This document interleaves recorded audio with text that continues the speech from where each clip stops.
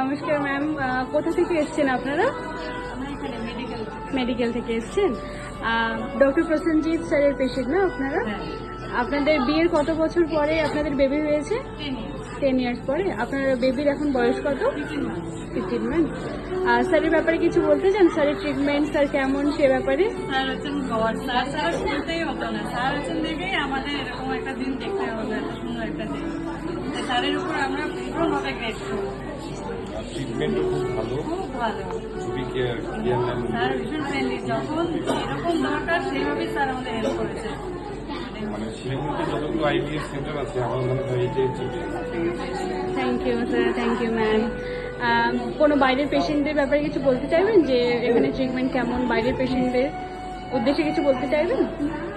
বাইরের পেশেন্টদের উদ্দেশ্যে আমরা যে যখন এখানে ট্রিটমেন্টের সময় এসেছিলাম তখন আমরা দেখতাম যে বাইরের থেকেও অনেক পেশেন্ট আসতো। ওরা এখানে ভাড়া করে থেকে বা বলে থেকে ট্রিটমেন্ট করিয়েছে এবং তাদের মধ্যে অনেকেই সাকসেসফুল হয়েছে। তো সেটা দেখে ভালোই লাগে। আমাদেরও ওই তখন বিশ্বাস ছিল যে আমাদেরও সাকসেস হবে এবং আমাদের ফার্স্ট অ্যাটেম্পটে সাকসেস হয়েছে। এই জন্য ভগবানকে ধন্যবাদ, স্যারকেও ধন্যবাদ। থ্যাংক ইউ, কংগ্রেচুলেশন আপনাদের বেবির জন্য। Thank you.